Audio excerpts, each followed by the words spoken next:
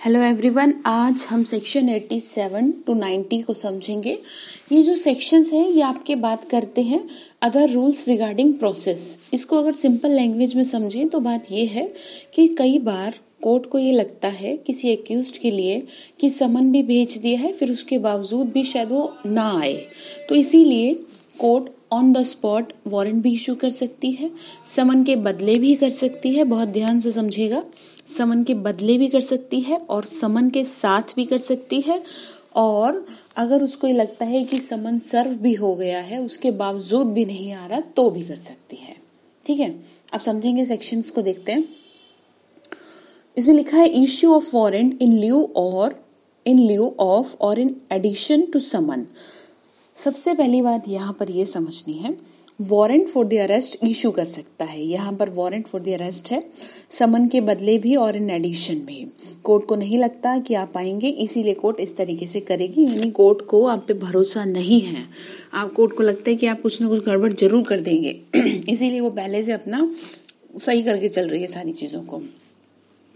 तो इसमें बात बताई हुई है, ए जो कहता है, ये कहता है कि कोर्ट किसी भी केस में जिसमें वो पर्सन की हाजिरी के लिए समन जारी कर सकता है, अपने रीजन को रिकॉर्ड करेगा और उसके बाद वारंट भी इशू करेगा। ध्यान से समझिए, समन भी जारी कर सकता है और फिर इस बात के रीजन को रिकॉर्ड करते हुए वारंट भी इशू कर सकता है कि उसे क्यों लगता है कि वो नहीं आ पा रहा है। ठीक है, या क्यों भी नहीं कह सकते, कहते हैं कि ठीक है, कोर्ट अपना यहाँ पर जुडिशियल माइंड उसका अप्लाई होता है, इसलिए उसे लगता है कि ये एक्यूज्ड या तो हैबिचुअल ऑफेंडर रहा होगा या भागता होगा, इसलिए ऐसा करेंगे।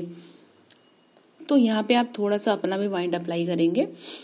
यहाँ पर जो बात है वो सिर्फ इतनी है, रीजन को रिकॉर्ड करके वारंट इशू करेगा। इसका बी कहता है यदि समन जारी करने से पहले या बाद में कोर्ट को ये पता चलता है कि वो फरार हो गया है या समन का पालन नहीं करेगा, ठीक है, और फरार हो गया, तो देन इन दैट केस वो क्या करेगी, वारंट इशू करेगी। थर्ड यानी बी कहता है कि यदि टाइम पर आने में वो असफल रहता है और ये प्रूव हो जाता है कि समन अकॉर्डिंगली सर्व भी हो गया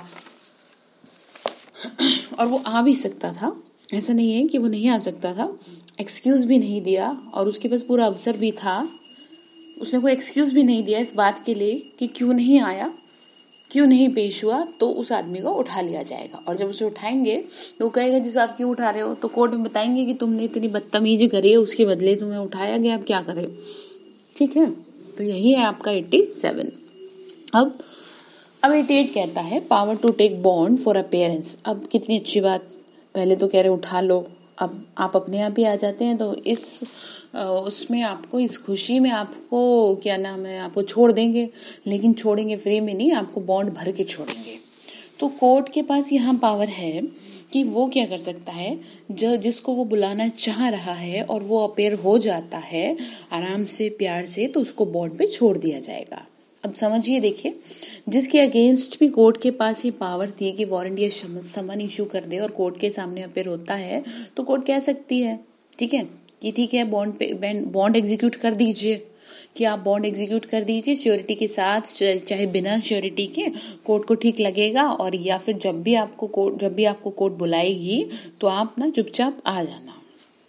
ठीक है, इट मीन्स आप अपेयर होंगे, फिर ट्रायल के लिए किसी और केस में, फिर ट्रायल के लिए कहें या ये केस कहीं और ट्रांसफर हो जाएगा तो भी आप वहां प्रेजेंट होंगे। इसी वजह से तो आपसे बॉन्ड भरवाया जा रहा है, जैसे हमने पीछे पढ़ा था, क्या करने के लिए, गुड बिहेवियर मेंटेन करने के लिए बॉन्ड आपसे लेते हैं। तो यहाँ पर कोर्ट आपसे बॉन्ड इसीलिए ले रही है कि आप दोबारा से अगर जरूरत पड़े आप चुपचाप चले आएं कोर्ट में, या कहीं और भी कोर्ट को जरूरत पड़े आपकी तो आप आ जाएं। अब इसके बाद आगे की सेक्शन में कह रहा है कि आपसे हमने बॉन्ड भरवाया, फिर भी आपने बदतमीजी कर दी, आप नहीं आए, कोर्ट में बुलाया गया, तो फिर क्या होगा, री अरेस्ट वारंट इशू करेगा। ठीक है, 89 की लैंग्वेज को पढ़ लेते हैं। Arrest on breach of bond for appearance, इसको बॉन्ड का ब्रीच माना गया है, तो then in that case court तुरंत री अरेस्ट वारंट इशू करेगी। बॉन्ड के बेसिस पर आपको छोड़ा गया था, जैसे बेल ऑन डिफॉल्ट छोड़ा जाता है, इसी तरह बॉन्ड के बेसिस पे छोड़ा गया, तो उसके बाद वो अपेयरेंस नहीं दे रहा तो कोर्ट ये करेगी, री अरेस्ट करेगी। और कोर्ट इस चीज के लिए अथॉरिटी रखता है और दोबारा से अरेस्ट करवा सकती है। I hope you understand. बाकी के जो चैप्टर है, चैप्टर 7 आगे समझना है हमें। इसमें जो सेक्शन 90 है वो कुछ नहीं है, हम लैंग्वेज को पढ़ेंगे तो अपने आप समझ में आ जाएगा। Provision of this chapter generally applicable to summon order. Summon and order पे ही इशू होंगे इस चैप्टर के जो प्रोविजन है, सेक्शन है, सिंपल है, कुछ नहीं है। इसमें आगे क्या कहते हैं, प्रोसेस, यानी कि अब तो आपको पेश कर लिया, ठीक है, सारी चीजें हो गई। अब कुछ चीजें जिसकी कोर्ट को जरूरत पड़ सकती है तो उसके लिए आपको क्या करेगी, समन इश्यू करेगी, वो आगे समझेंगे।